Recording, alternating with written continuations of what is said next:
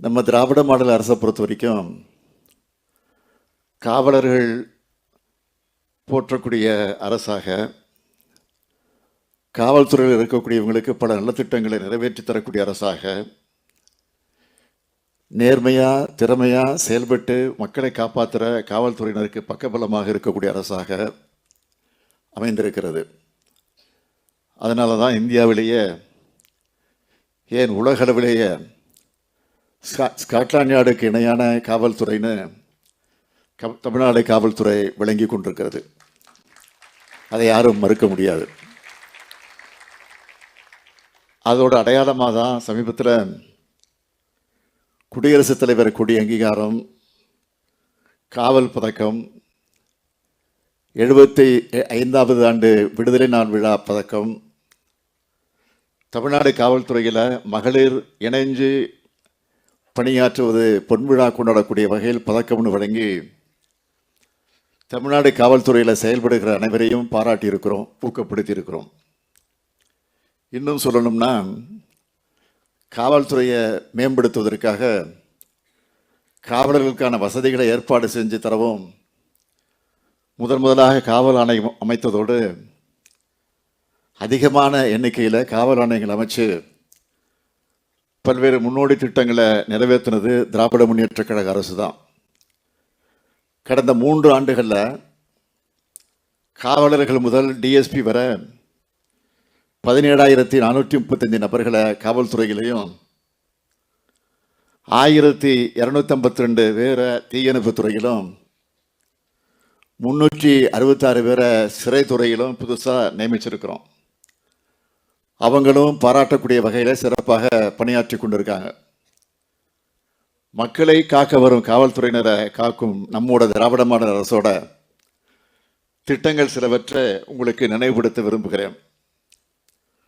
2ஆம் நிலை காவலர்கள் முதல் தலைமை காவலர் வரையிலான ஆளுநர்களுக்கு வாரத்தில் 1 நாள் விடுமுறை, காவல் உதவி ஆய்வாளர்களுக்கு 15 நாட்களுக்கு 1 முறை விடுமுறை, இடர்படி 1000 ரூபாயாக உயர்வு, சென்னையை தலைமையிடமாக கொண்டு பணியாற்றக்கூடிய மாநில நுண்ணறிவு பிரிவு, குற்றப்பிரிவு, குற்றப்புலனாய்வுத்துறை, பொருளாதார குற்றப்பிரிவு, கடலோர காவல்படை, ரயில்வே காவல்படை, காவல் பயிற்சி பள்ளி, தாம்பரம் மற்றும் ஆவடி மாநகரங்களில் பணிபுரியக்கூடிய காவலர்கள் முதல் ஆய்வாளர்கள் வர மாதந்தோறும் உணவுப்படி, காவலருடைய வாழ்க்கை துணைவியருக்கும் மருத்துவ பரிசோதனை, இரவு ரோந்து பணிக்கு செல்லக்கூடிய அதிகாரிகளுக்கு சிறப்பு படி, காப்பீட்டுத் தொகை 2 மடங்காக உயர்வு,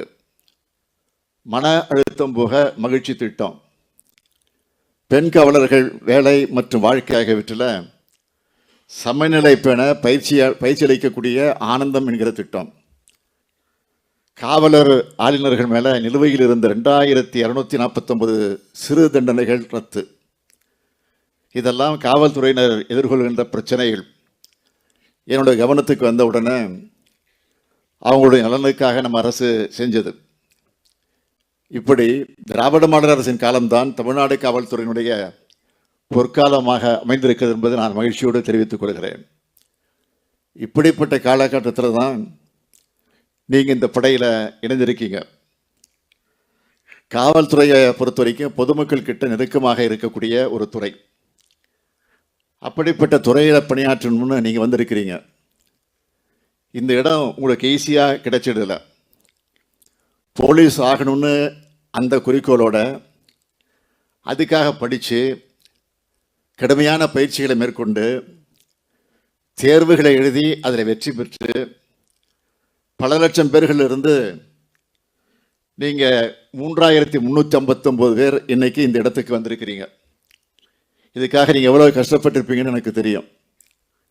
அப்படிப்பட்ட உங்களுக்கும் உங்களுடைய இந்த வெற்றிக்கு துணை நின்ற உங்களுடைய குடும்பத்தாருக்கு என்னுடைய வாழ்த்துக்களை மனமாற தெரிவித்துக் கொள்ள விரும்புகிறேன். உங்களுக்கு நான் சொல்ல விரும்புவது, கஷ்டப்பட்டு வந்திருக்கக்கூடிய நீங்கள் மக்களுடைய கஷ்டங்களை தீர்க்க பாடுபடணும். புதுசாக தமிழ்நாடு காவல்துறையில் இணைந்திருக்கக்கூடிய உங்களுக்கு ஏராளமான கடமைகள் காத்திருக்கு. லா அண்ட் ஆர்டர் பாதுகாக்கிறதோட குற்றங்கள் நடைபெறாமல் தடுக்கிறது தான் நம்முடைய இலக்காக இருக்குன்னு தொடர்ந்து நான் சொல்லிக்கிட்டு வரேன். நமக்கு முன்னாடி இருக்கிற முக்கியமான சவால்கள் என்ன என்றால் சைபர் குற்றங்கள், போதைப்பொருள் ஒழிப்பு, பெண்கள் மற்றும் குழந்தைகளுக்கு எதிரான குற்றங்கள். இந்த சவால்களை எதிர்கொள்ள உங்களை நீங்கள் தயார்படுத்திக் கொள்ள வேண்டும். இந்த சமூக குற்றங்களை களைகிறது எவ்வளவு முக்கியமோ அதே அளவுக்கு சமூக நோய்கள் உங்களை தாக்காம தற்காத்துக் கொள்வதும் முக்கியம். உங்களுக்கு சமூக நீதி பார்வையும் மதச்சார்பின்மையும் நிச்சயம் முக்கியம். சாதி பாகுபாடு பார்க்கக்கூடாது. அனைவருக்கும் பொதுவான நிலையிலே நீங்கள் இருந்து பணியாற்ற வேண்டும். உங்களுக்கு சட்டம்தான் முக்கியம். பிரச்சனைன்னு உங்ககிட்ட கம்ப்ளைண்ட் கொடுக்க வர்ற பொதுமக்கள் கிட்ட கனிவாக பேசுங்க. உங்களுடைய பேச்சும் நீங்கள் நடந்துக்கிறதும் தான் நம்முடைய பிரச்சனை தீர்ந்துடும் என்ற நம்பிக்கையை அவங்களுக்கு உருவாக்கும்.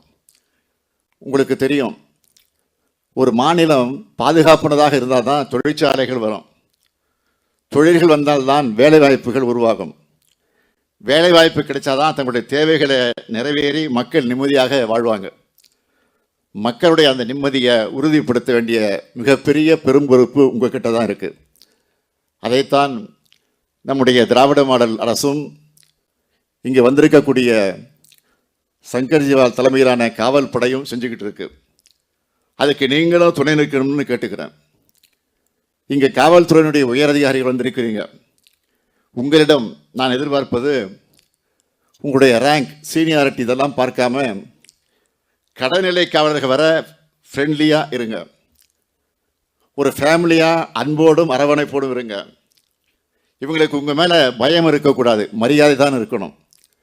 நிறைவாக புதுசாக பணியில் சேரக்கூடிய உங்களுக்கு நான் சொல்லிக்கொள்ள விரும்புவது, குற்றங்களை குறைச்சிட்டுன்னு சொல்கிறது சாதனை இல்லை, குற்றங்களே இல்லைன்னு சொல்கிறது தான் சாதனை. குற்றவாளிகளை கண்டுபிடிச்சிட்டோன்னு சொல்லிக்கிறது சாதனை இல்லை, குற்றங்கள் நடைபெறாமல் தடுத்துட்டோம்னு சொல்கிறது தான் நம்முடைய சாதனையாக இருக்கணும். காக்கி சட்டையை போடுகிற இன்னைக்கு அதுக்கான உறுதியை நீங்கள் எடுத்துக்குங்க. நீங்கள் பணியாற்றக்கூடிய பகுதிகளில் குற்றங்கள் அனைத்தும் முழுமையாக தடுக்கப்பட்டுச்சு என்பதுதான் உங்கள் ட்ராக் ரெக்கார்டாக இருக்கணும். பாதகம் செய்பவரை கண்டால் நாம் பயங்கொள்ளலாகாது பாப்பா, மோதி மிதித்து விடு பாப்பா, அவர் முகத்தில் உமிழ்ந்து விடு பாப்பா. அண்மை செய்திகளை உடனுக்குடன் தெரிந்து கொள்ள இணைந்திருங்கள் இயம்நாடு தொலைக்காட்சியுடன்.